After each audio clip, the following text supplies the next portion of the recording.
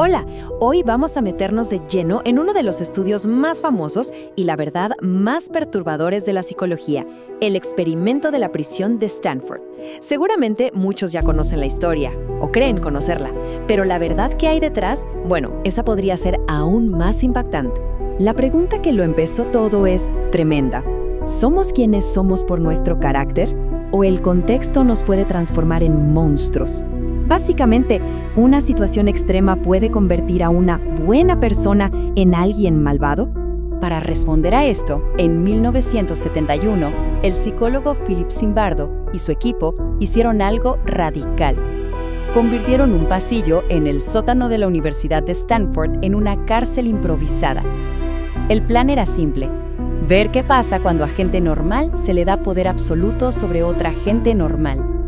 Y, al principio, el método parecía bastante científico.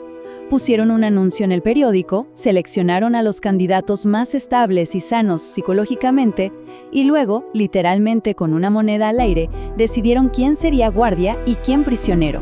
La lógica era que si todos empezaban siendo buenos, cualquier cosa mala que pasara después tendría que ser culpa de la situación, ¿no? Y lo que pasó fue un descenso al caos. Uno tan rápido e infame que se convertiría en una de las leyendas más oscuras de la psicología. Miren lo rápido que se descontroló todo. El primer día, para darle más realismo, la policía real arrestó a los prisioneros en sus casas. Para el segundo día ya había una rebelión y los guardias la sofocaron con brutalidad, usando hasta extinguidores. Al tercer día, un prisionero tuvo un colapso nervioso. Y para el sexto día, el abuso era tal que tuvieron que cancelar todo de emergencia. Y eso que estaba planeado para durar 2 semanas. Esta frase de uno de los guardias lo resume todo. Un estudiante normal que de un día para otro, por el simple hecho de llevar un uniforme y unas gafas de sol, empezó a ver a sus compañeros como si fueran ganado. Una transformación brutal. Y esa fue la moraleja que dio la vuelta al mundo. El poder de la situación es tan fuerte que puede corromper a cualquiera.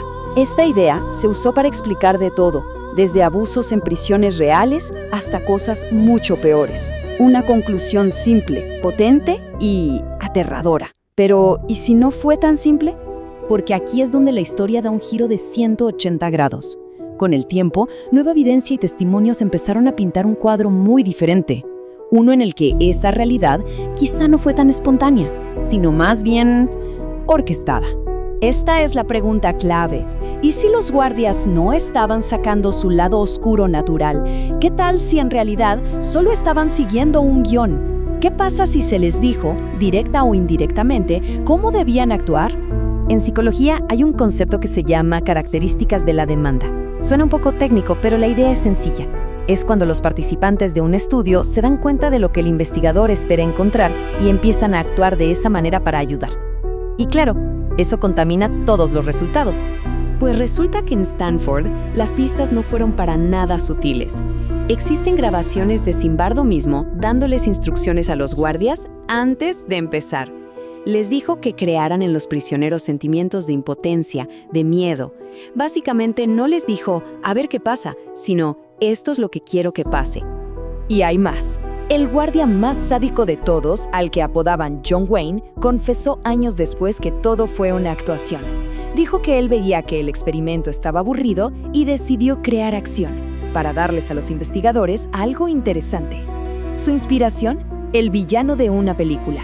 No era su yo real, era un personaje. ¿Y se acuerdan del prisionero del colapso nervioso, el hashtag 8612? Bueno, él también admitió después que estaba fingiendo. Su supuesto ataque de pánico fue una actuación desesperada para que lo dejaran salir. ¿La razón? Necesitaba estudiar para un examen y no lo dejaban tener sus libros. Con todo esto, la historia original empieza a desmoronarse. Y la estocada final llegó décadas después, cuando otro grupo de científicos intentó replicar el experimento y obtuvo resultados que, bueno, reescriben toda la historia. En 2002, la BBC organizó una réplica del estudio. Los resultados no pudieron ser más distintos. En Stanford, los guardias se volvieron tiranos. En la BBC, eran inseguros y no sabían qué hacer. En Stanford, los prisioneros se quebraron. En la BBC, se unieron y se rebelaron. Al final, el sistema de la BBC colapsó, pero no por abuso, sino porque los guardias perdieron por completo el control. ¿Y cuál fue la gran diferencia entre un estudio y otro? Una cosa muy simple. En el estudio de la BBC, a los guardias no se les dijo cómo debían ejercer su autoridad. Se les dejó actuar libremente. Y sin ese empujoncito inicial de Zimbardo, la famosa tiranía natural nunca apareció. Entonces, con todo esto sobre la mesa, ¿qué hacemos con el experimento de Stanford? ¿Lo descartamos por completo? No es tan fácil.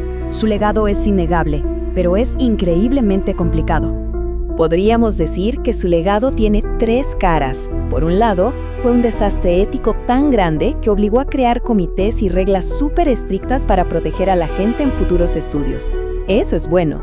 Por otro lado, es el ejemplo perfecto de cómo el sesgo de un investigador puede arruinar un estudio.